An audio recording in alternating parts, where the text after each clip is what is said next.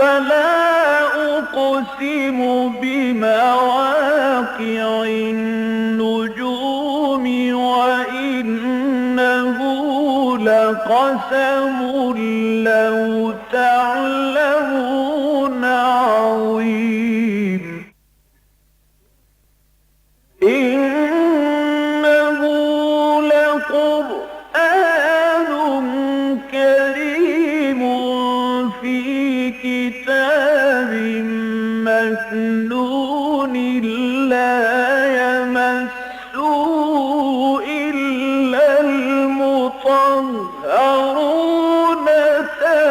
تنزيل من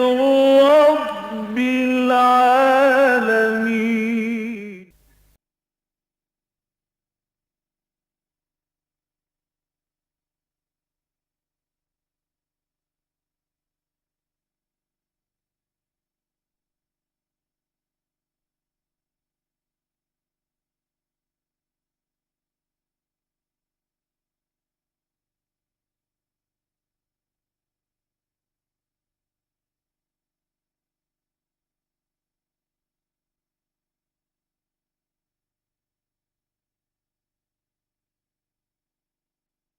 نحمده ونصلي على رسوله الكريم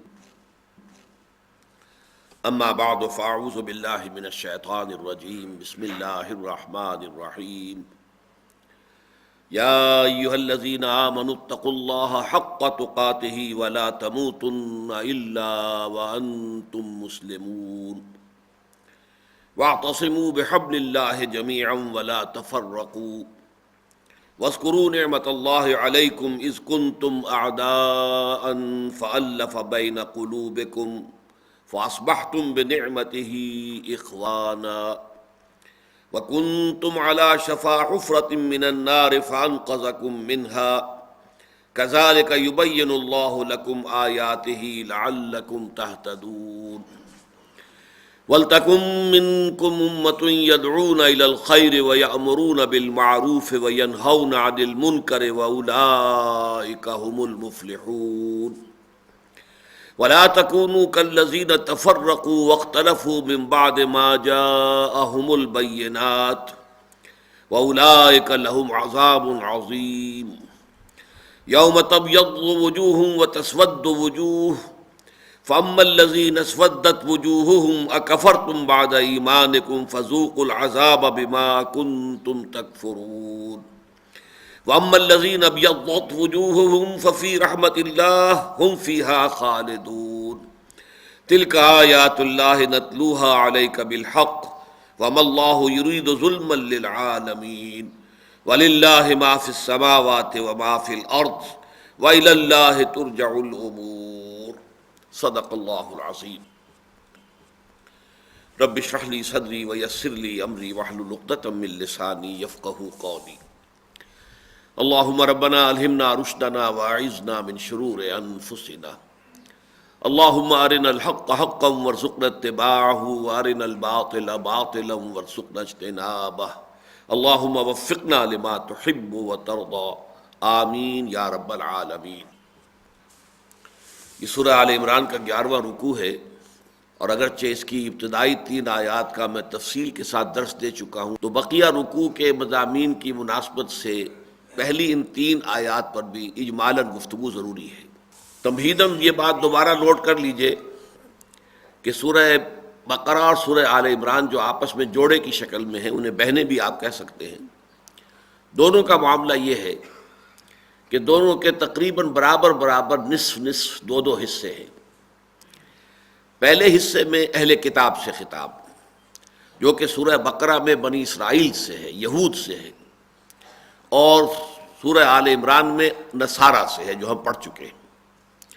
دونوں صورتوں کے جو دوسرے حصے ہیں، سورہ بقرہ کا بھی نصف ثانی اور سورہ آل عمران کا بھی نصف ثانی، اس میں خطاب ہے امت مسلمہ سے، اور آپ دیکھیں گے کہ دونوں جگہ پر یا ایھا الذین آمنوا سے خطاب ہوتا ہے۔ 19واں رکوع ہے سورہ بقرہ کا، یا ایھا الذین آمنوا استعینوا بالصبر والصلاۃ ان اللہ مع الصابرین ولا تقولوا لمن یقتل فی سبیل اللہ اموات بل احیاء ولکن لا تشعرون وَلَنَبْلُوَنَّكُمْ بِشَيْءٍ مِّنَ الْخَوْفِ وَالْجُوعِ وَنَقْصٍ مِّنَ الْأَمْوَالِ وَالْأَنفُسِ وَالثَّمَرَاتِ وَبَشِّرِ الصَّابِرِينَ الَّذِينَ إِذَا أَصَابَتْهُمْ مُصِيبَةٌ قَالُوا إِنَّا لِلَّهِ وَإِنَّا إِلَيْهِ رَاجِعُونَ أُولَٰئِكَ عَلَيْهِمْ صَلَوَاتٌ مِّن رَّبِّهِمْ وَرَحْمَةٌ وَأُولَٰئِكَ هُمُ الْمُهْتَدُونَ۔ یہ 5 آیات ہیں، یہ تمہید ہے خطاب بے امت مسلمہ سے سورہ بقرہ میں۔ یہاں آپ دیکھیں گے کہ تقریباً حجم تو اس سے بھی کچھ بڑا ہی ہے، لیکن آیات 3 ہیں۔ سورہ آل عمران میں یہ 3 آیات اسی کے مقام پر آ رہی ہیں کہ جب خطاب امت مسلمہ شروع ہو رہا ہے تو آغاز میں یا ایھا الذین آمنوا اتقوا اللہ حق تقاتہ ولا تموتن الا وانتم مسلمون۔ اب اس میں جو ایک اور قابل ذکر بات ہے وہ یہ ہے، ان دونوں صورتوں میں سورہ بقرہ میں اس 19ویں رکوع سے ایک رکوع قبل اور سورہ آل عمران میں اس 11ویں رکوع سے جو اگلا رکوع آ رہا ہے 12ویں رکوع میں امت مسلمہ کی غرض تاسیس بیان ہوئی ہے۔ آپ کہہ سکتے ہیں قرارداد تاسیس، جیسے تنظیم اسلامی ہے اس کی قرارداد تاسیس ہے۔ کس لیے یہ تنظیم قائم کی جا رہی ہے؟ مرکزی انجمن خدام القرآن ہے، اس کی قرارداد تاسیس ہے۔ کیا مقاصد ہیں، کن چیزوں کے لیے اور کن امور پر جد و جہد کے لیے یہ انجمن قائم کی جا رہی ہے؟ تو اس اعتبار سے بڑا اہم سوال ہے کہ ایک امت، اور امت کے لفظی معنی کیا ہے؟ ہم مقصد لوگوں کا اجتماع، جمعیت۔ اما یا امو کہتے ہیں ارادہ کرنا، قصد کرنا۔ آمین البیت الحرام، وہ حاجی حضرات جو جا رہے ہوتے ہیں بیت اللہ کی طرف، کوئی ہندوستان سے چل رہا ہے، کوئی پاکستان سے روانہ ہو رہا ہے، کوئی امریکہ سے آ رہا ہے، کوئی یورپ سے آ رہا ہے، کوئی افریقہ سے آ رہا ہے، یہ سب کیا ہے؟ آمین البیت الحرام، یہ اللہ تعالیٰ کے اس محترم گھر کی طرف قصد کرنے والے ہیں، جا رہے ہیں۔ تو اما یا امو اسی سے لفظ بنا ہے امام۔ امام وہ ہے جس کی پیروی کی جاتی ہے، جس کا کہ گویا کہ آپ قصد کر رہے ہیں کہ جو کچھ وہ کرے گا وہی ہم کریں گے، جو وہ حکم دے گا وہ ہم بجا لائیں گے۔ اسی لیے ایک شاہراہ کو بھی امام کہتے ہیں، بے امام مبین، کہ یہ جو قوم سمود کے مسکن تھے اور پھر اس کے بعد جو ہے قوم مدین کے اور پھر یہ عمورہ اور صدوم کی بستیاں، یہ ایک شاہراہ پر واقع ہوئی تھی کہ جو شام سے یمن تک جو ہے ایک تجارتی قافلے کی گزرگاہ تھی۔ تو وہ شاہراہ جو ہے اس کو بھی آدمی فالو کرتا ہے، پیچھے پیچھے چلتا ہے، اس راستے کے اوپر پڑھ رہا ہوتا ہے، اس کا ارادہ اس نے کیا ہوتا ہے۔ تو امہ جو ہے اس لفظ سے بنا ہے۔ امت کا معنی ہوں گے ہم مقصد لوگ، لیکن یہ کہ وہ مقصد ہے کیا؟ یہ امت مسلمہ، امت محمد، سابقہ امت مسلمہ، امت موسیٰ علیہ السلام، یہ آخر ان کا مقصد کیا ہے؟